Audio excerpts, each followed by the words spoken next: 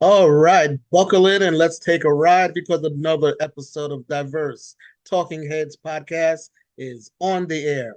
I'm your host. My name is Calvin Gibbs, and tonight we have two panelists in with us. Today we have panelist Charlie.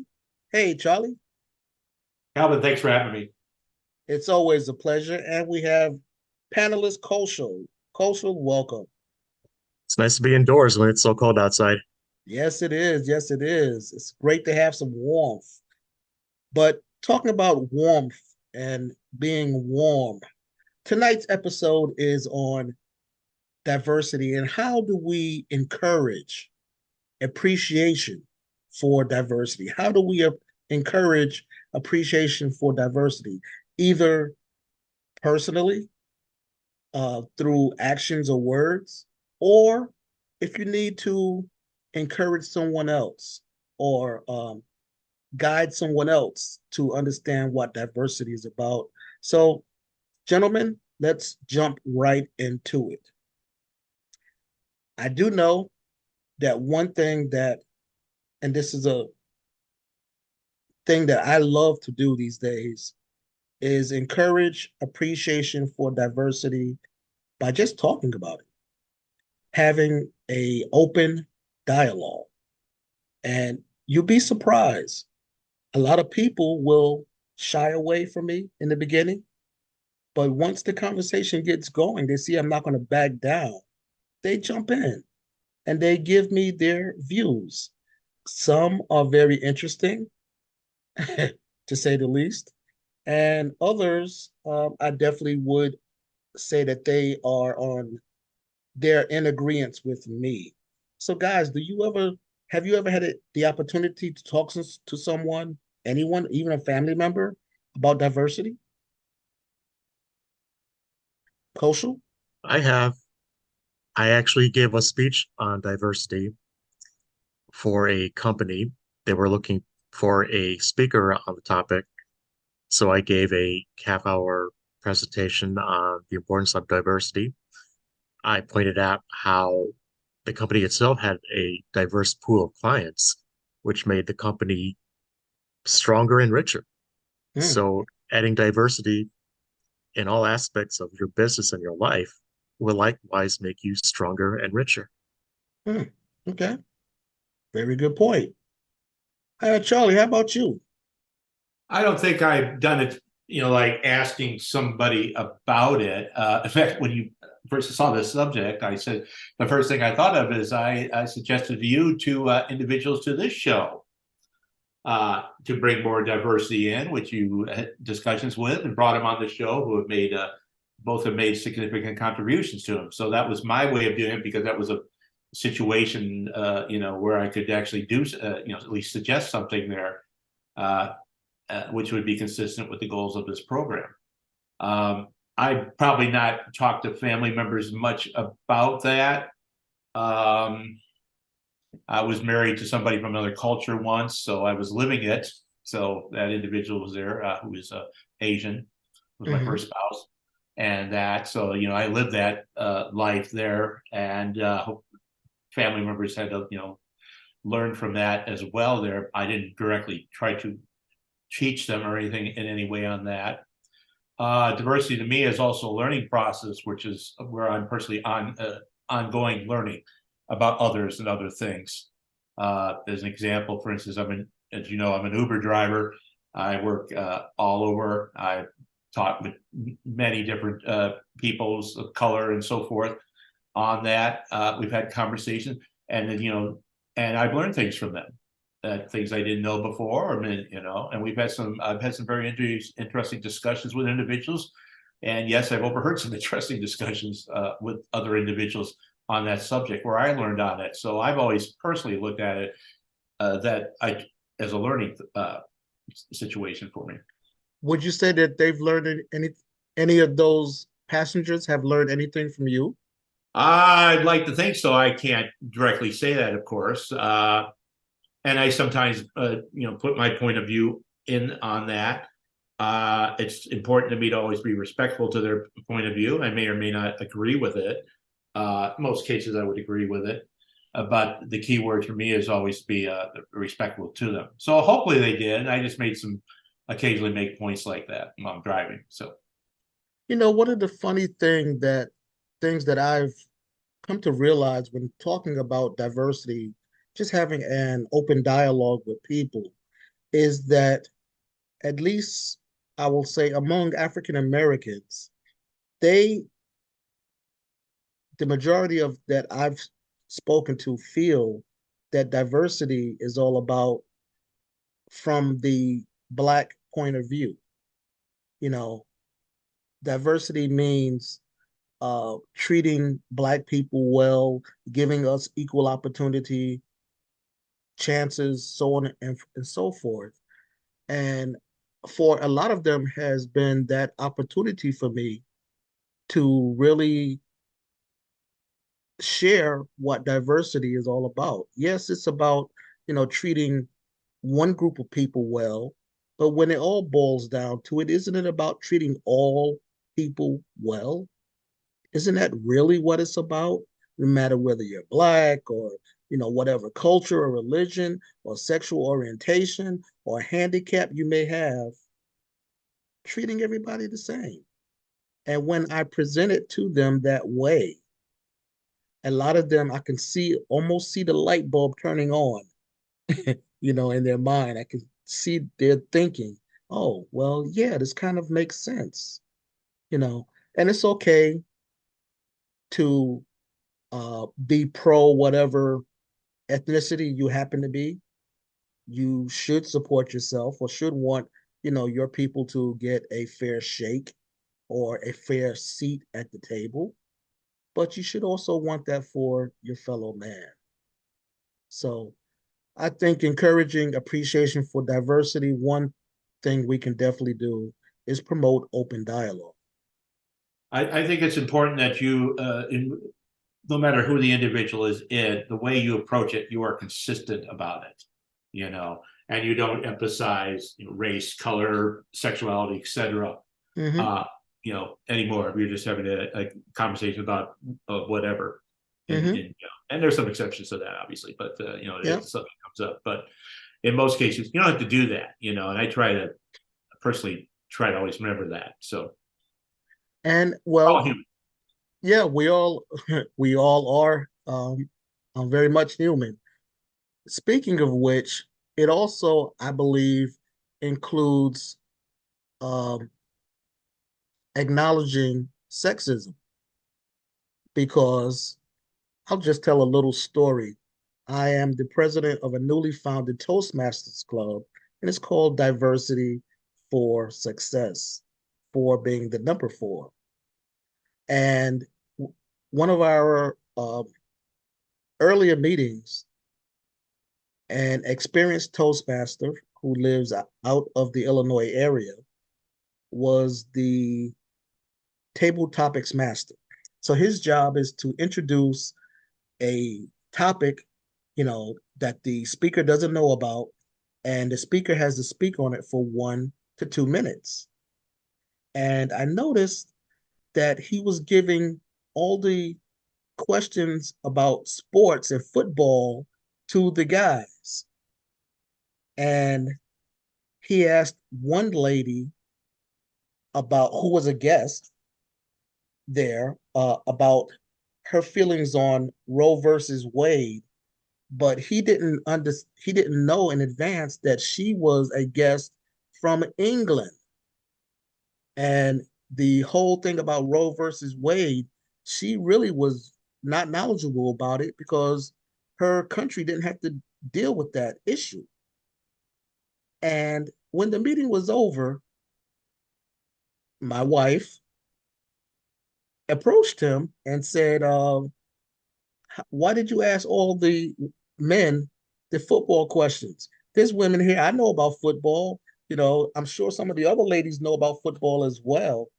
And he had to acknowledge that he had certain biases, and that's was a result of that. And it became like a teaching moment because, as we said, it's not just, racial, ethnicity, religion, so on and so forth. but also these certain biases that we have. Women can't know about sports. You know, men can't do this. You know, this, that, and the other. It's crap, and a lot of our thinking, I think, needs to be rewired. You know, to the point that we're open about these things. So that's my little story. Well, because Calvin, we all deal in stereotypes. That's Yeah. just in terms. That's an easy way to, I see you and you get the stereotypes. Obviously, I won't get into that here, but you know, and you may do that to me as well. And you're assuming that I'm going to be a certain way. Hmm. When we yeah, started, and Calvin's table topic story reminds me of a very similar incident. This was actually at a Toastmasters table topic speech contest. Mm, It was a fairly high level speech contest, I think at least at the division level. One of the contestants was an immigrant who probably was in the US only a few years at most, here to work. The table topic question she had to answer was, would you reinstate the draft? mm, Now, this person would have absolutely no idea that this was about the Vietnam War and the draft. So she just froze and she gave the best answer that she could about how if a document had errors, then it should be reinstated to try to correct it. But obviously, that question was completely inappropriate and did not take into account the diversity. I'm quite ashamed when the organization is called Toastmasters International. Hello. yeah, that is totally right.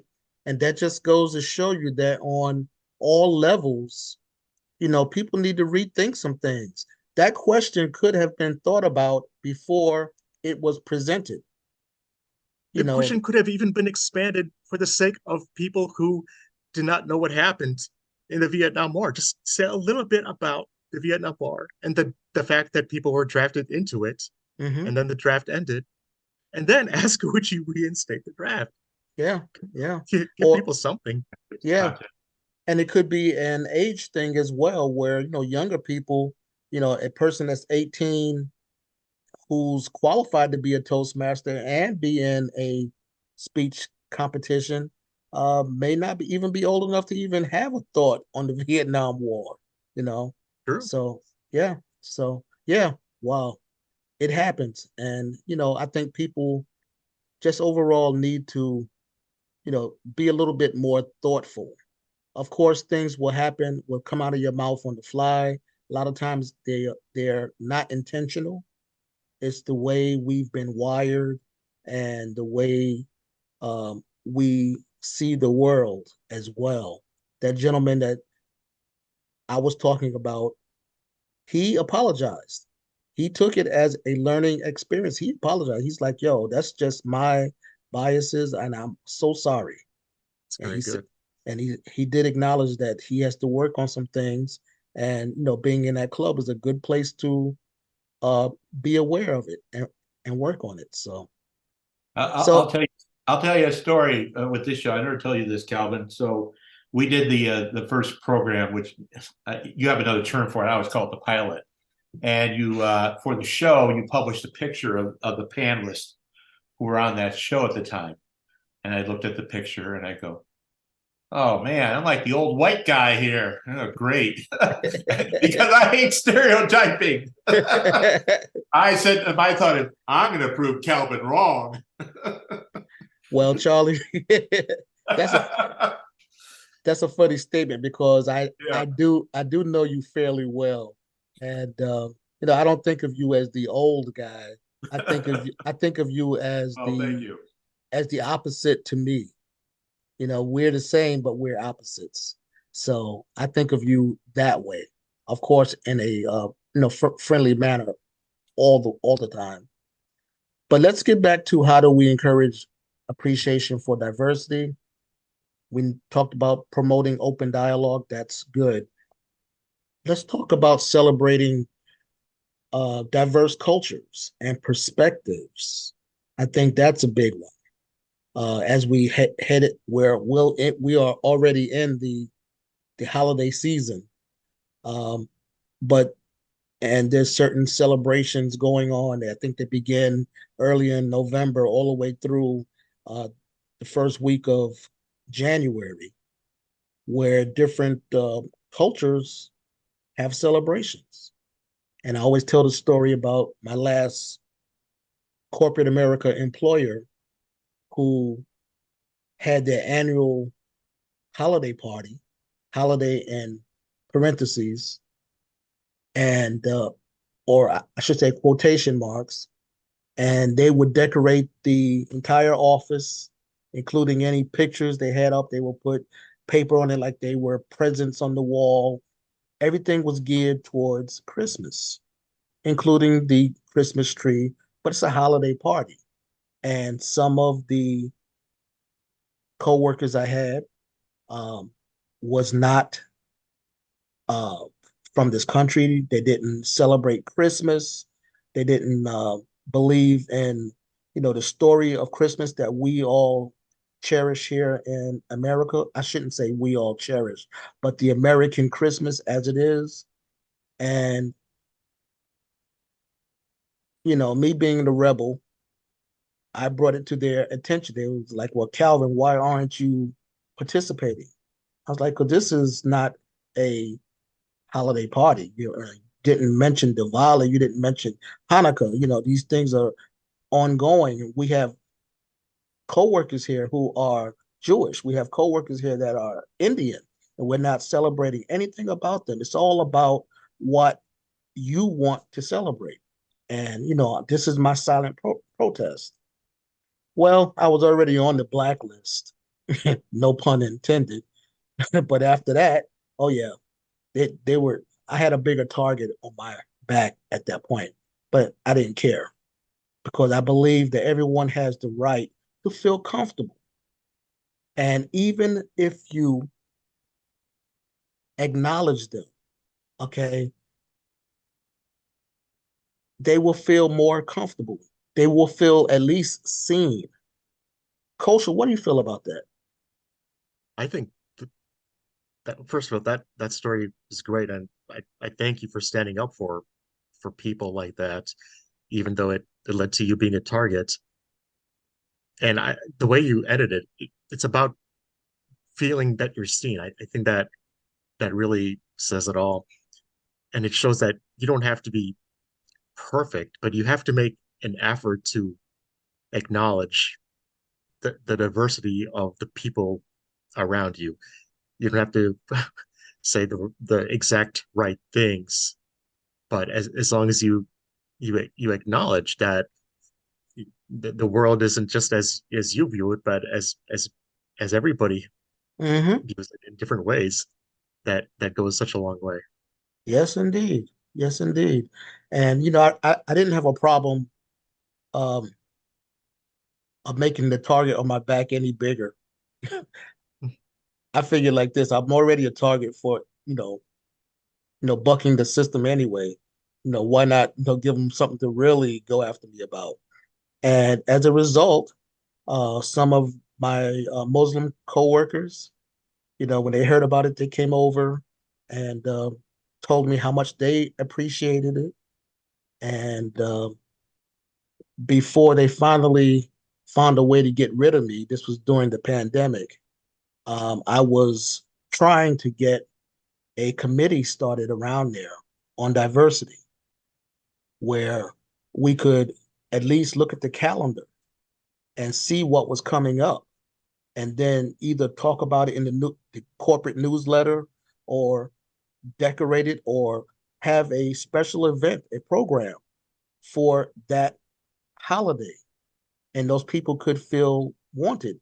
I mean, we could get even have brought in different types of food, and let people try something different. I didn't know how good Indian food was until I belonged to a Toastmaster club and we had diversity day, and some of them brought in um, food from their culture, And I fell in love, Charlie. I fell in love with Indian food, man. I'll eat it by the ton, you know. Oh, Yes, it's good stuff. I'm like, how did I live all my life without this? You know, but that's part of learning about each other, you know. So, years Charlie, any thoughts on that? Well, years ago, I was when I was in college, I was in grad school, and I was involved with international students. I was a grad assistant in the international office for a time, and again, as I mentioned, my first spouse was from Taiwan.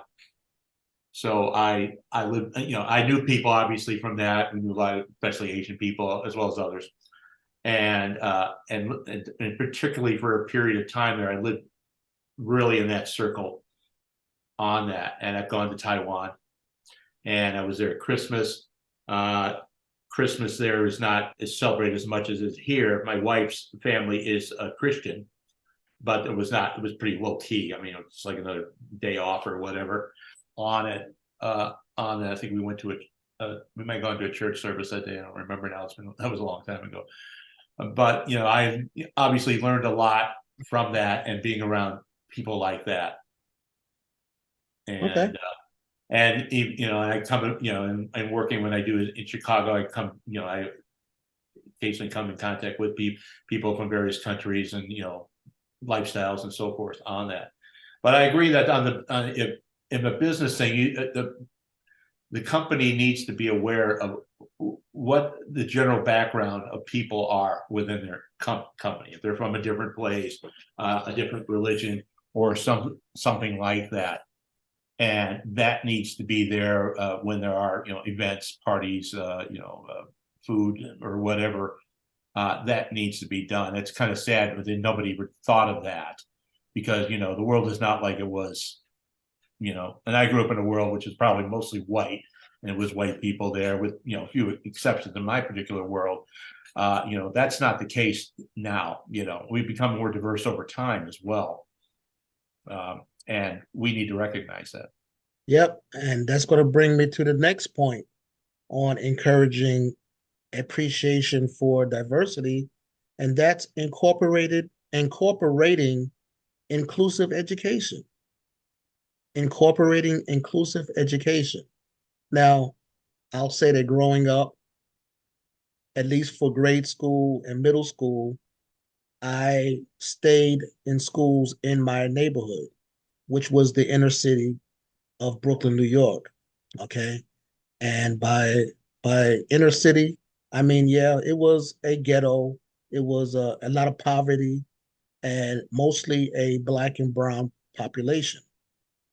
And during certain times of the year was Black History Week then, not Black History Month, but during that week, oh, we learned about Martin Luther King and we learned about Jesse Jackson and uh, um, Jackie Robinson, and that was basically it. There was like 10 people that, they would put up posters of pictures of around the classrooms. And that was all that we knew. Okay. Um, but in high school, being with a more diverse network of people, I started finding out about their educations was a lot different than mine had been. They learned stuff that was like mind blowing. My school didn't have the funds or the teachers or even the intentions of letting us in on some of this stuff that my high school classmates was learning. And this is stuff about themselves. In high school, I had to study almost like it was like a major for me about China and the different dynasties. I had to learn about Russia and the different czars. I had to learn about the Middle East as it was, up to that point and what had happened in, centuries before then up to that time period. And nothing about Africa. Well, I should say we did have one short series on Ghana and Mali, two cities in Africa. two countries in Africa, and that was it. There was no mention about the kings, the great kings and the queens that lived and ruled in Africa. And I was like, huh, I'm studying for Russia, like, I'm a Russian. I'm really studying about China. I'm learning about Shanghai Czech and Catherine the Great. But where's my people at? You know? So I I decided to incorporate inclusive education as part of encouraging appreciation for diversity. Charlie, any thoughts? I totally agree with that. I grew up in a primarily white world, and the history books we talked about Europe, obviously, American history, although not certain parts of it, obviously, especially with people of color.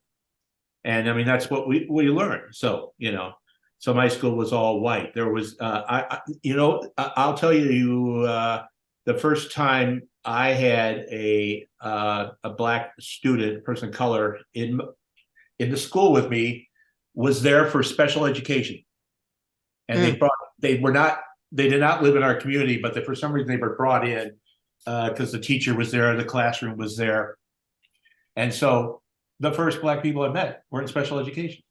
wow. Wow. When you think You know, about that, that's really, really interesting. But then again, I will extend myself to say not so much shocking though, because you grew up in Illinois, right? right? And I know from living here almost 27 years now that Illinois is very separate. There is some parts of the city that is diverse, Right. Yeah, but it's the we know. suburbs.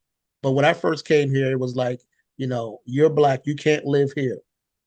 You black, you can't live there.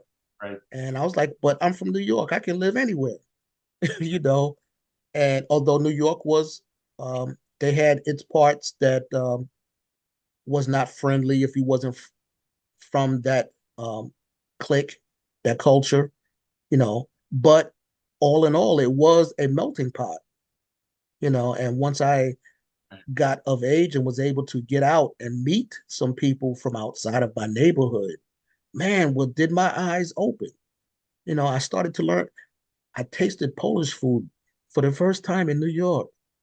And I was like, wow, this is good. Where has this been? You know, for the last 18 years of my life, I never tasted anything like this before. Goulash, that was good stuff. Where did this come from? Cultural, any thoughts on that? Yeah, I think food is one of the great ways of making people embrace diversity because everyone loves food and every culture has great food in it. I would say music is another great method because the world of music is so diverse and you're guaranteed to like music wherever, no matter where it comes from. I'd also say sports is another great way to appreciate diversity because people from all backgrounds can be great at sports, and sports themselves are diverse in nature because of where they originated. That's true. Sports, food, and music. If you can't come together around that, that's then You live a sad, empty life. That was there's something wrong with your heart, man. Because I mean, I've gone to different concerts, blues, country, jazz, even. There's all different types of people all around me, and everybody's grooving, everybody's cool and calm, and they're enjoying the music, man. And it's all, it's just beautiful. Same thing with sports. You can get a sports conversation going on with anybody. There's always a pro con or whatever, and people don't really care if the sports player is black or white. As long as they're a good player, they like them, you know, and they can suck, and they can be black or white, and you can agree on that as well. So yeah, and then there's food. Good point. Well, the last thing that I came up with for how do we encourage appreciation for diversity was just simply leading by example and embracing diversity in my interactions with people. You know, some people in my family say, "Oh man, Calvin, you're soft." No, I'm not soft. I have evolved. I have evolved. I am the same Calvin. I have still have the same fast wick if I am upset or pissed off, and you'll know it in a heartbeat. But those other times, I need to be a bit more sensitive. I need to listen to people. I need to show humanity, kindness to people. You know, there's a saying we may have come over in different ships, but we're in the same boat now. That's basically the way I feel about it. And I try to lead by example.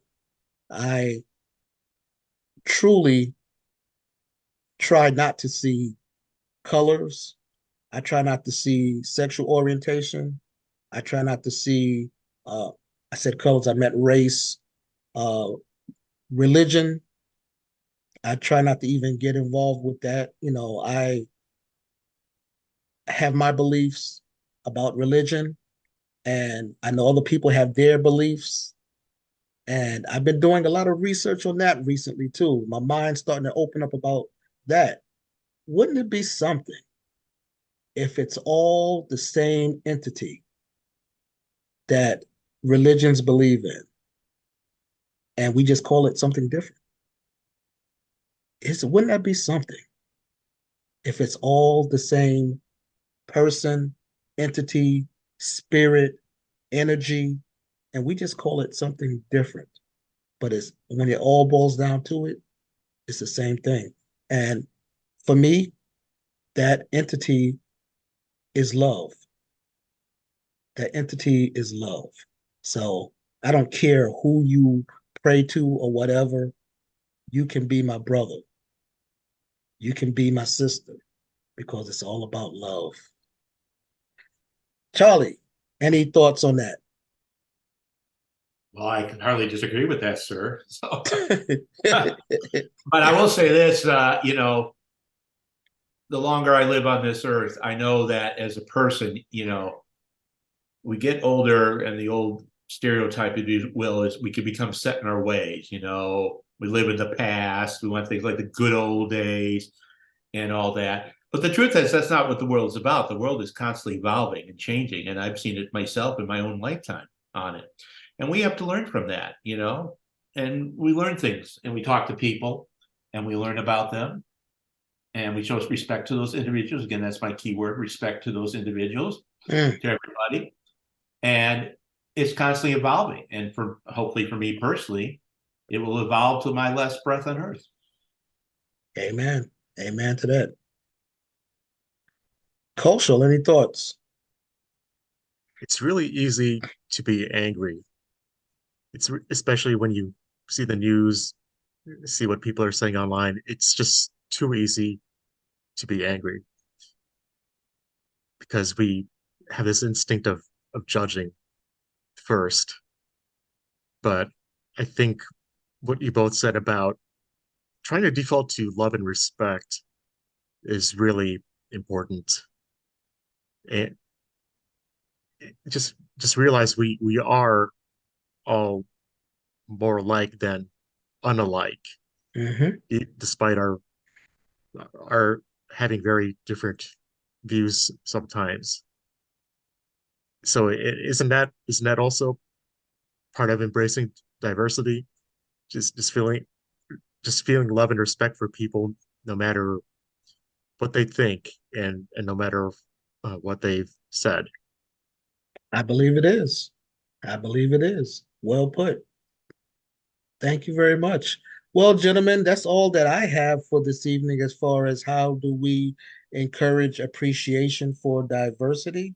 I thought we had a very interesting conversation. I want to thank you, Charlie, for your participation this evening. Thank you, sir. You? And thank you, Kaushal, for your insights.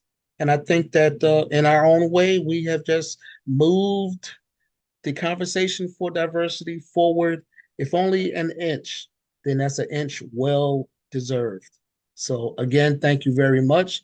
And that's about all, y'all, for this segment of Diverse Talking Heads podcast. I'm your host, Calvin Gibbs. And it's always important that we say we're going to take 2 steps to the rear and get on out of here. Until the next episode of Diverse Talking Heads podcast, exit stage left.